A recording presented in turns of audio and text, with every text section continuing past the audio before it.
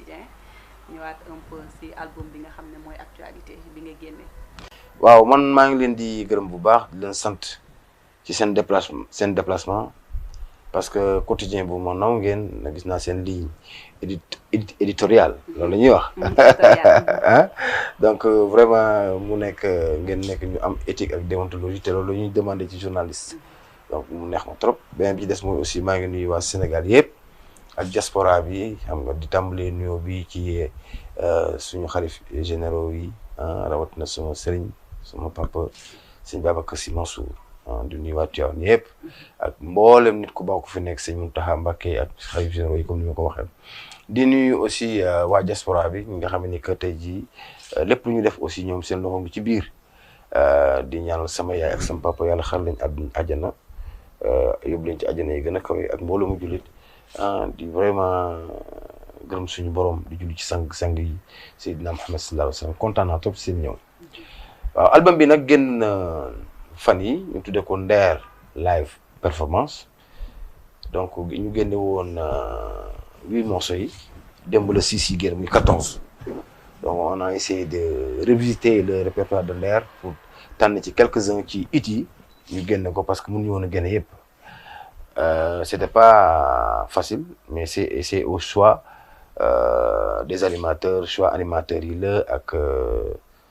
les mélomanes ak certains de mes amis donc ak sénégalais lambda yi ñu teel ci mbedd bi yi nga xamante ni bëggoon nañu am yenn morceaux Nder yi te mënatuñu ko woon retrouver nii ci internet bi nii en cassette parce que cassette amatul donc voilà ñu def enregistrement bi génne ko mais sant naa ci yàlla te gis naa accueil bi ku nit ñi accueillir vraiment kontaan naa ci trop li ma ci séntu woon am naa ci lu weesu sama njot maa ngi ciy gërëm yàlla suñu borom. kon dafa mel ne album bi day retracé un peu production Nder li mu jot a def ci chaîne musicale. waaw absolument mais bon xam nga mënuñu def yëpp donc dañ ci tànn yéen yi rek xam nga comme yëpp ngi ci biir frigo bi te dara faroxagu ci ñu génne ci quelques morceaux donc pour bëgg la teg askan wi waaye nekkoon naa ci benn projet boo xam ni am na 10 titres yu bees tax yoo xamante ne bii mënuñu ko woon génne moment yi pandémie bi donc ñu essayer retracer waat carrière Nder génn yi nga xamante ne bii nit ñi demandé nañ ko c'est à la demande générale ñu génn ko pour nit ñi consommer ko en attendant ñuy génn complètement ci feebar bi parce que dina leen neex dina leen fàttali seeni jamono parce que damay wax ni que xëy na am naa chance vivre ak 3 générations donc mu mel ni que tey si tey Nder encore day gërëm yàlla suñu borom parce que bu fekkee ne Sénégal dafa nekk 16 millions d'habitants am naa yaakaar ne xëy na 10 millions yi man xaw naa leen bégal waaw donc mu mel ni que nag kon bu ma leen joxaatee lii daf leen delloo waaw te par rapport ak feebar bi par rapport ak tëju bi ni ñu tëju par rapport ak conjoncture bi ak stress bi am ci àdduna bi rawatina Sénégal donc daf xëy na dina am lu mu leen fàttali ci bi ñu nekk xaleel bi ñuy àndandoog man ba ni ñu màggee ak sama musique donc moo tax aussi ñu def ko donc vraiment mais am na yenn morceaux yoo xam ni génnagul dañu leen xaar ba yëpp passé ñu génn ko soobee yàlla. incha allah kon mën na jàpp ne lu tax Nder xawoon rare un peu ci chaîne musicale bi dafa amoon lu mu doon préparé. waaw dama doon liggéey non xam nga liggéey musicien moom un artiste professionnel dafa xaw a métti parce que soo raaree ñun waa saay fu mu ne mais da ngay sant yàlla suñu borom parce que soo bokk ci ñuy demandé di laaj saay fu mu ne c'est parce que tout simplement am nga empreinte ci musique bi am nga loo def. parce que am na ñoo xam ne kenn laajtewu leen donc bu fekkee da nga xaw a absenté tuuti sax nit ñi la laaj c'est parce que sant yàlla la parce que am na nit ñi bàyyi nañ la xel ba tax na amoo droit manqué scène bi looloo tax nit ñi di laajte waaye ñu ngi fi dinay faral di dégg parfois suñu ma interview waaw Nder def nga lii dem nga Bercy dem nga Olympia dem nga Stade Demba Diop mënuñu yàlla dogal na ci kàttanam yàlla rek moo mën def lépp waaye ñun li ñu def bari na yàlla dimbali na li ñu def bari na mais c'est du passé fu man léegi fi mu toll nii moom boo bëggee dégg-dégg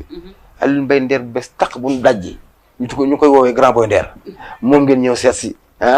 te dañu bëgg a delloo mbatt ci ndaala parce que amuma droit bañ a bëggal sénégalais yi tant que yàlla nga may wér ak wérle ak gudd fan loolu sénégalais yi xaar ci man moom lañ xam ci man comme nag yàlla dimbali nañu ba ñu ngi ci jàmm ak salaam bu leen dara metti du ma maye dara incha allah. waaw mu mel ni da nga nar a ñëwaat en force waaye jeune talent yi aussi ñoom dafa mel ni ñu ngi leen ñu xaw a bousculer. non xam nga la musique n'est pas une compétition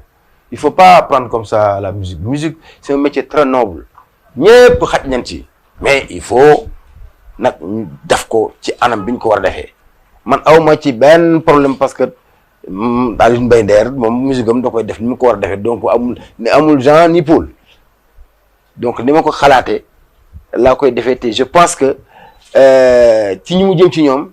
respect total la ñuy am ci sa musique parce que dama leen respecté bi ma leen respecté yàgg na d'ailleurs dafa bokk sax ci li ma sonal parce que du ma bëgg génne n'importe quoi ak n'importe comment sama public dafa xaw a fiir par rapport ak qualité musicale bi ma leen tamal parce que man Lemzo Jamono laa nekkoon Lemzo Jamono boobu ma nekkoon bu ñuy wax rek te yàlla tax tey ku fi musique tey jii ak koo mën a doon ci musique Lemzo Jamono ci ngay tibb ba léegi di ci def fii ci Sénégal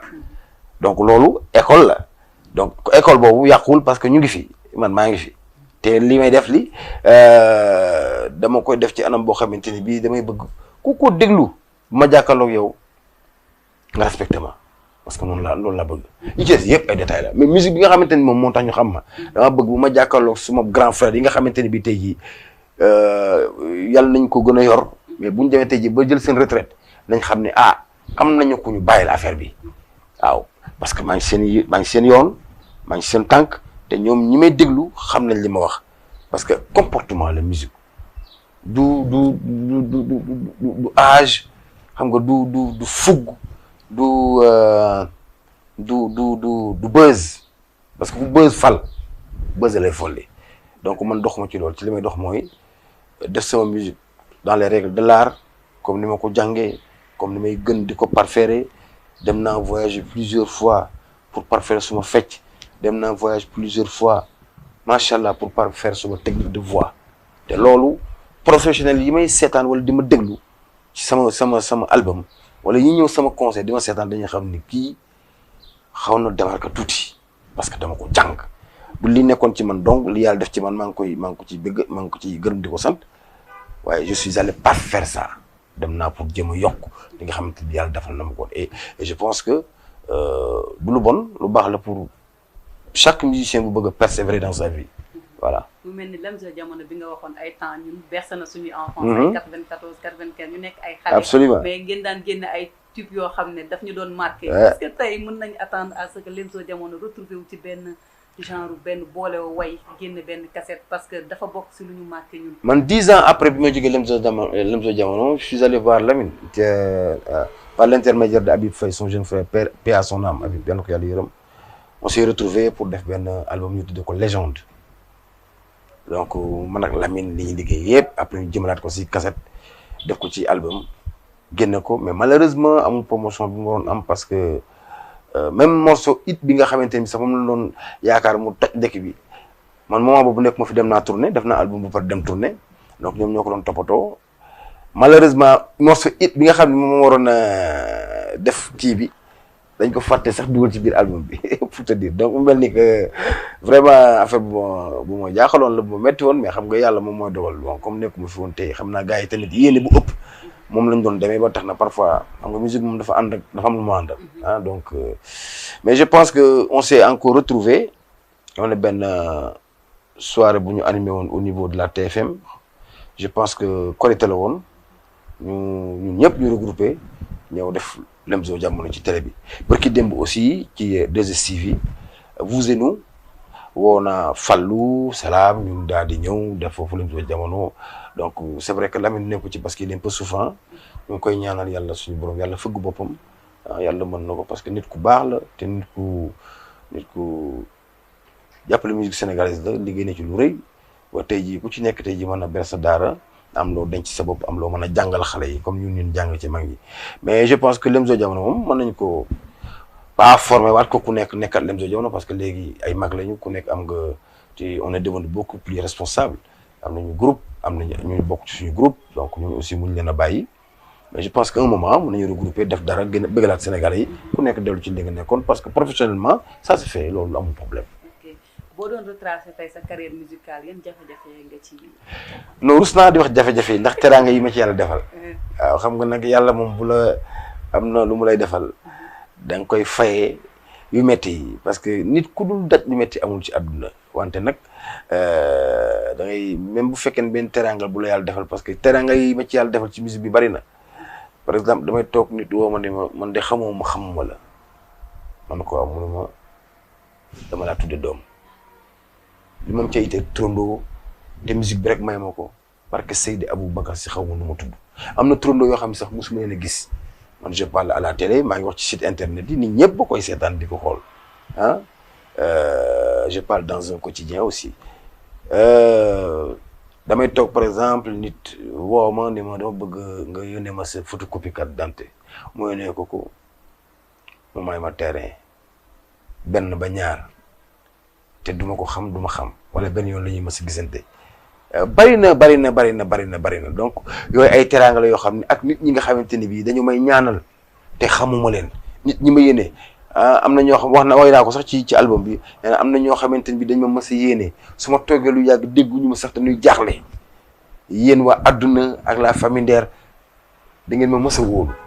donc loolu xam nga cofeel googu yàlla tabbal ci doomu aadama yi ba tax ñu bëgg ma ko te man ma nekk sagaru woykat di tëgg ko fecc yàlla def ci barke bu boo woowee nit xëm wala mu jaral nit génn àdduna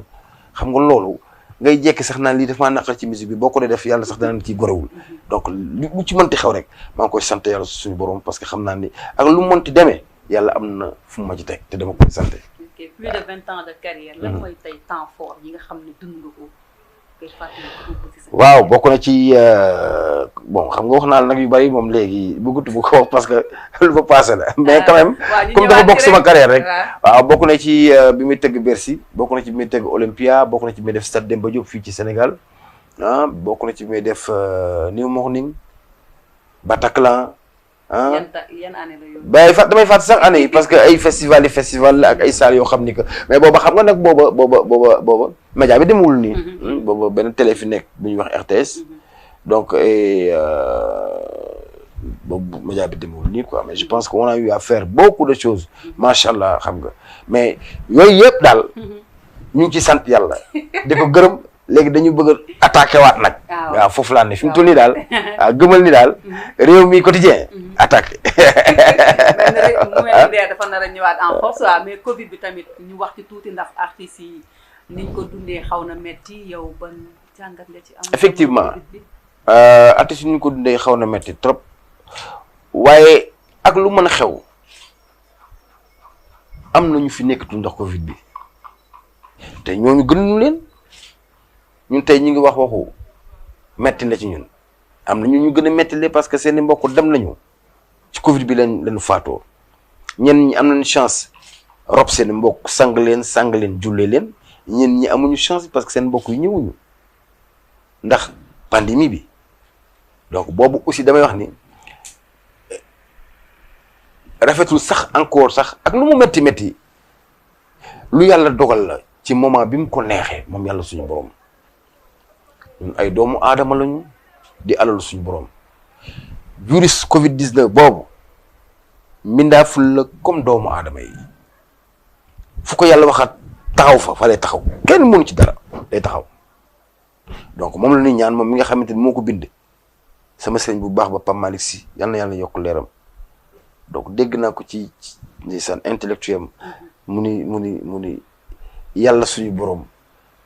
lim bind doomu aadama ci gën a dëgër bopp waaw su sante doomu aadama bañ am na yeneen yàlla mën a sant yooyu def te yooyu xaj doomu aadama donc mel ni que ci gàttal loolu kon mooy firndeel ni coronavirus mbindaaful la bu yàlla bind comme yàlla ci suñu borom moo ni lu mu bind doomu aadama ko ci gënal waaw na sauver doomu aadama nag ci pandémie bi te am naa ci yaakaar ginnaaw bu ñu génnee ci màggal gii magalu sëñ Touba gi nga xamante ne bii sëñ Touba xañu ci corona jëm ci mawlud nabi gi nga xamante ne bii sama sëñ bu baax ba sëñ Babacar Sy Mansour nee na ku ne na nga ko defee fa nga nekk ndax bañ a yokk feebar bi parce que moom it dafay suivre logique am gëm naa ne balaa gàmmu gi ñëw diggante Touba Tivaouane Thiénaba Niassène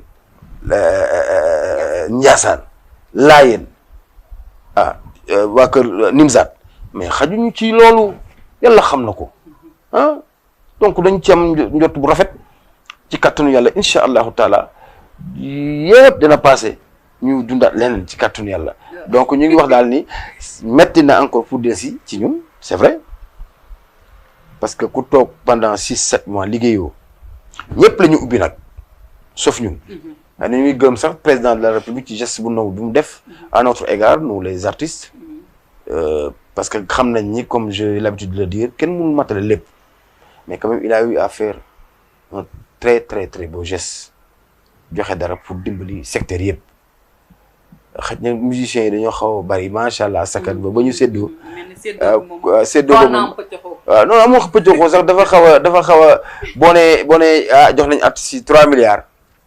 somme bi ngan na mais artistes yëpp bu ñu séddoo ku nekk yaa ngi am 126 000 te ñëpp ci yem nag au même pied d'égalité amul kii def na fi 50 ans amul kii def na fi 1 an ñi am 4 daal te nekk SODAV ba ñu demee ku nekk jox na la 126 000 waaw ñu doyloo ko yàlla xam ne acte la waaye xam nga 126 000 pendant 6-7 mois yorul kenn surtout boo nekkee responsable nekk borom kër di père de famille metti na mais yàlla moom li olof di wax mooy dëgg gémmiñ gu mu xar dana ci stable lu mu lekk ci kàttanu yàlla waaw ba tax na metti na mais je pense que ubbi nañu et dama ciy profité sax ci ubbi boobu ñu ubbi ma première sortie incha allah ñu ngi ko jàpp le 14 novembre fii ci Pullman la première sortie d'Alioune Mbaye Nder soirée de gala dîner de gala maa ngi ci invité ñëpp sama mbokk yi sama am di jàmm yi sama xarit yi ñi ma gëj a gis ñi namoon grand boy Nder ak spectacle beeg affaire yi xam nga c'est le 14 incha allah 14 novembre voilà. waaw est-ce que à part sortie boobu am na yeneen. waaw am na yeneen yeneen loo bien sûr après sortie boobu dañuy def tournée nationale parce que région yi namm nañ ma parce que du Dakar rek nag kam Sénégal yàgg naa wër ci région yi bon xaw nañ ko gëj a def ndax situation dëkk bi ni mu demee parfois xaalis du am ñenn ñi tal ñenn yi mais baax na parfois nag nit ñi dem nga bëggal leen comme ni ñu ko doon defee donc suñu paree incha allah fii ci Pullman dañuy dem wër tuuti Sénégal bu ñu paree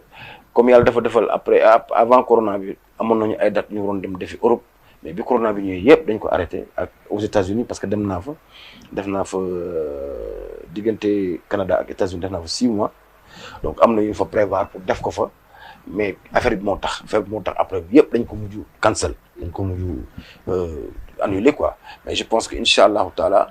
bu yëpp passé ba nga xam ne commencé nañu dañu reprendre nag suñu activité parce que xam nañ ni adduna mi ñuy xaar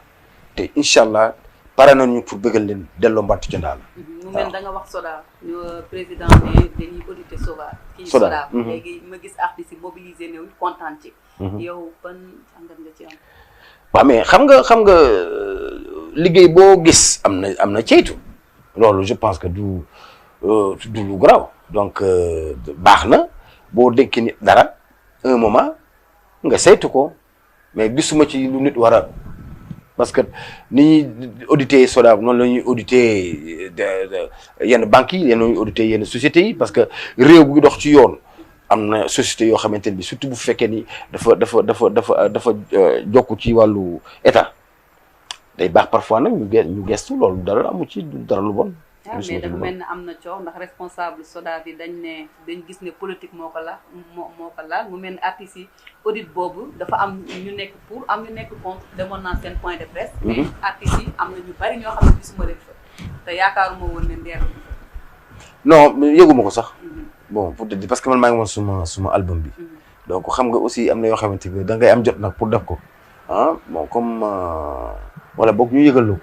donc yëguma ko gis naa ci télé bi daal. ci revue de presse ñuy wax ni que donc dañuy auditer SODAV man gisuma ci dara lu extraordinaire lu dul logique la buñ la dénkee liggéey parfois war nañ la mën a saytu bon gisuma nag lu ci nit war a def muy gulwaar parce que liggéey la boo xam ni comme yeneen liggéey yëpp c'est que artistes yi aussi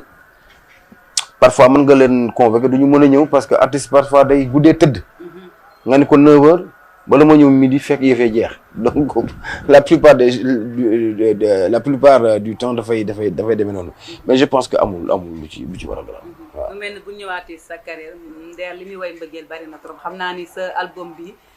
titre yi nga nar a jël faar mbëggeel dina ci kii lan moo la war a. waaw loolu tamit sant yàlla la parce que ba fii nii loolu dañ ma ko étiqueté dañ ma étiquette Nder la mais sant yàlla la parce que je lance un défi kan moo fi woyul mbëggeel waxuma Sénégal de c'est partout dans le monde mais xam nga lu tax ma kontaan yi mooy xëy na anam bi ma koy woyee touché na nit ñi ba nit ñi jël étiquette boobu tappal ma ko ah mais li may woy ci wàllu social li may woy ci wàllu actualité li may woy ci wàllu éducation bari na trop macha allah donc waaye xam naa ni may woyee mbëggeel ak ni ma koy façon bi xam naa moo tax nit ñi ni Nder moom day woy mbëggeel lu bari c'est vrai bari na mais aussi li ko def mooy sama yaay man sama yaay def ma permettre ma xam valeur jigéen ak ma xam valeur mbëggeel parce que dama nekk ak moom mu nekk jigéen bu jàmbaare ba keroog muy génn àdduna donc bokk na ci li tax ma respecté jigéen bokk na ci li tax ma fonk jigéen bokk na parce que am na benn woykat bu tudd Alioune Mbaye Nder boo bëggee fonk sa jabar da ngay seetlu li sa ndey daj ci sa biir kër baay su boobaa ci ngay gën a mën a téye sa soxna ci ngay gën a mën a téye sa njaboot da ngay seet sa yaay fan la jaar-jaaram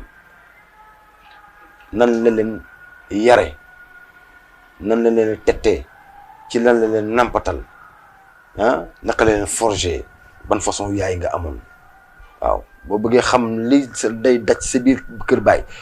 boo ko xamee dëgg di nga mën a téye sa soxna moo tax li may woy mbëggeel c'est vrai bari na trop mais thème bu ma ciy wee rek parfois sax day dépassé diggante jëkkër ak jabar yàlla xam na ko day dépassé diggante ñaari way dencante parce que adduna moom bu ci mbëggeel jiituwul rek adduna yàqu lépp loo gis ci adduna il faut mu ànd ak amour bu amour amee ci diggante ñaari réew ñuy dox jàmm ak salaam ñoom ñaar rek guerre du am ci diggante bi te loolu mbëggeel cofeel moo ko lal ak dëggu waaw moo tax quoi donc mbëggeel dafay dépasser au-delà de nit ñi ni ñu koy gisee waaw kii bëgg naa kii nangam c'est vrai mais mbëggeel dafa war a nekk base lépp ci àdduna parce que ku bëgg doo ko yéene lu bon muy sa doom muy sa nijaay muy sa jarbaat muy sa bàjjan muy sa xarit muy sa mbokku réew koo bëgg doo ko yéene lu bon doo ko yéene safaan li nga bëgg sa bopp nga koy bëgg waaye kon bëggee la wóor waaye. kon bëggee la wóor mu mel ni turu Nder Boy bi dafa la topp ba léegi te léegi grand Nder la. waaw léegi nag non xam nga léegi am na ñoo xamante ne bii baal ma ñaatal nga. man am naa 30 ans de xam naa. waaw xam nga léegi yow bi may 30 ans ak léegi par exemple bi may way li ma def yëpp samay carrière bu ko dundee say at xam nga ni boo ma tudd ay 2-3 ans ngay am tey yàlla defal na la chance defal ma chance ba nu jàkkaarloo lu musul xalaat nga ñëw toog ñuy waxtaan ci sama carrière donc tolluwaayu àdduna moo mel noonu bu ñu daje woon ci mbedd rek boo mu tu sax di nga ne ma tonton Nder parce que di nga mëru sa wax Nder parce que lu mu bon xëy na mat naa la pap bien vrai que je fais un peu jeune parce que waaw mooy loolu mu mel ni que am na ñu mel ni yow dañ may sa wax Nder am na ñu ma daan wooye Boy Nder léegi xam na ni man dootuma booy te kenn ñu ma wax pas Nder donc xam nga ci diggante bi léegi je donne un nouveau nom grand Boy Nder. grand Boy Nder comme ça ñëpp. kon nag nañu noté léegi grand Boy Nder. waaw comme ça ñëpp noppalu. waaw mu mel ni Sénégal est-ce que yaakaar nga ne am na politique culturelle ñu gisee artistes yi ñu développé ak jafe-jafe yi ñuy am ñenn ñu dem ba di leen kettal pour ñu feebaree est-ce que yaakaar nga ni fii Sénégal. waaw je pense que am na ko mais dafa gën a yokk dafa war a gën a yokk parce que quand on parle de Léopold Sédar Senghor et on parle du Sénégal. Le Sénégal est un pays de culture. Le Sénégal est le pays de Léopold Sédar Senghor, un homme de culture. Je pense que culture sénégalaise yóbbu na fu bare réew mi nga culture yamul ci fecc ak way rek culture dafa am lu mu war a jëmmal lu mu war a symboliser ci dëkk ba ci football bi tey jii par exemple am na suñu footballeur yoo xamante ne bi El Hadj Ousseynou Diouf ak ñi mu àndaloon xam nga tey jii tax na lu ñu xamoon Sénégal coupe du monde ba kañ la woon 2002 wala 2002 tax na ku xamoon Sénégal wala ku xamul woon dégg nga ko dafa bokk ci culture te pourtant ñoom wayu ñu fecc ñu bien vrai que ne suñ dugalee bii dinañ ci dugal fecc ak way ci biir terrain bi ah Youssou Ndour ku mel ni Youssou Ndour ak ñeneen ñi ak Ismaïla Lo Baba Maal Omar Pène Thione Seck Alioune Mbaye Nder whatever Kumba Gawlo gars yi yóbbu nañ culture bi fu nekk ci àdduna vraiment def nañ ci lu nekk donc état bi aussi dafa war a gën a pousser davantage pour culture volonté politique culturelle bi gën a dëgër te ñi nga xamante ni bi dañoo nekk ci watu président ñu leen di fay ci suñu xaalis te culture tax ñu nekk ci watu président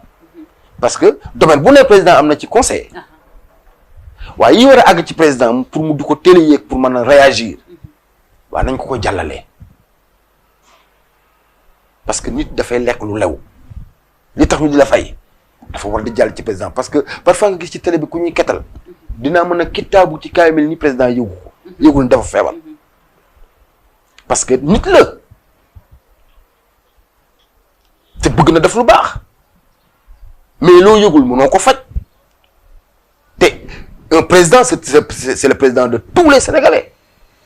mun na fu nekk nga ne fa moo tax ngay am plus de je sais pas combien de conseils conseils yi nga xamante ni bii dañu nekk ci wetam te di ko conseil ci suñu wàll muy culturellement nañ koy jege te moom it mu leen di déglu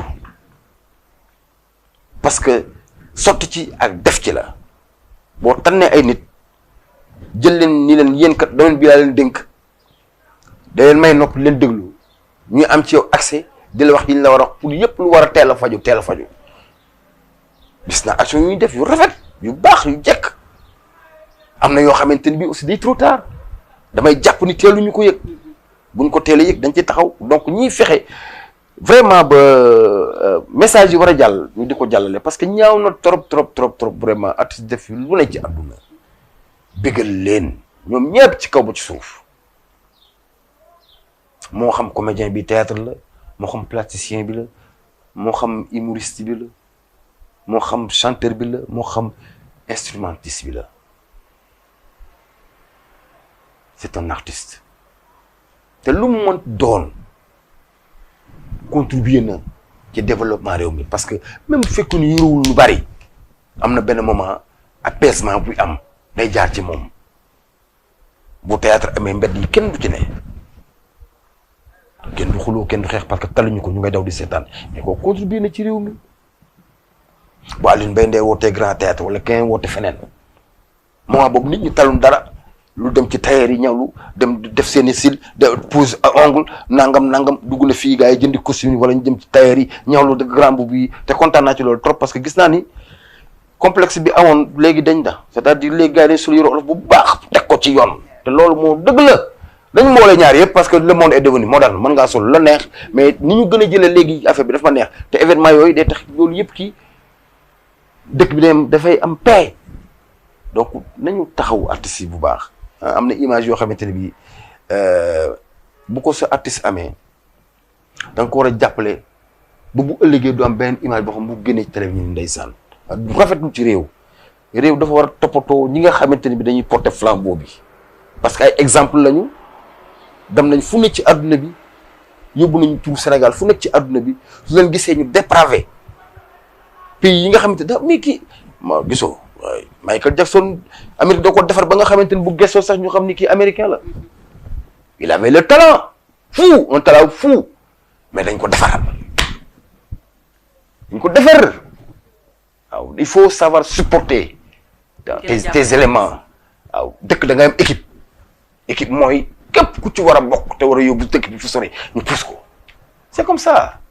dafa bokk ci développement waaw mais li ma gën a contre mooy am loo xamante ni bi da nga ko war a teral wala am loo xamante ni bi da nga ko war a dëgëral non nga di ko xeex du am relève bu fi ñoom jóg bu fi ñi ko yoroon bu mu fi jógee rek loolu daanu am na dëkk yoo xamante ni bi sorwuñu Sénégal du ma wax suñu bëggee tey jii def yenn événement yi dañuy obligé ñëw jël si artistes sénégalais yi pour feesal seen pour seen dëkk neex nangam parce que toppatoowuñu seen jafane boo leen toppatoo jàppale leen rek ñu mel ni comme musiciens sénégalais yi ñun bu ñu toppatoo jàppale ñu mel ni américain bu génnee benn single bu dox ci àdduna bi mën na toog 5 ans du def dara te boo demee këram mooy dàq pale ñun nag da ngay liggéey 150 ans bala nga am brique day compliqué de. mel ni message boobu moom jàll na moom pour ñu gën a jàpp artiste. c'est ça tey lan mooy sa dernier mot ci interview bi ci non su ma dernier mooy kontaan rek vraiment te di ñaanal Sénégal ak sénégalais yi surtout yi nekk ci bitim réew am nañu jom trop billahi wallahi j'ai été un peu partout dans le monde te fu ma damay gis way naa leen benn morceau ci album bi mi ngi tudd Émigré na ngeen ko déglu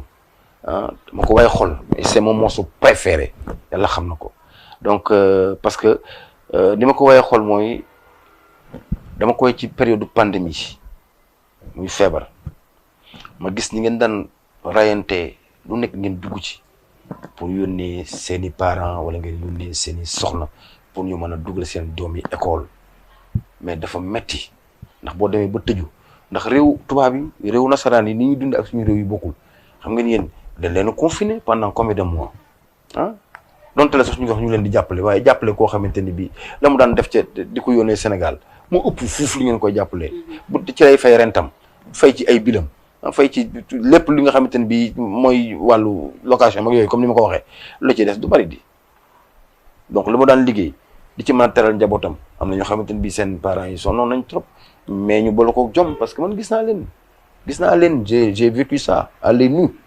donc mu mel nii comme li ma wax ca fooy wa rek doomu Sénégal fu mu nekk war naa faa mën a am lu nekk ndax xamul tax fàttewu leen seen cosaan donc maa ngi leen di big up di leen ñaanal yàlla na yàlla gën a defaraat yëpp di wax aussi réewu Sénégal yàlla na fi yàlla def dolli jàmm te ñu préparé Grand Boy Nder le 14 incha allah vraiment maa ngi bëgg a dellu mbaatu ca Ndaala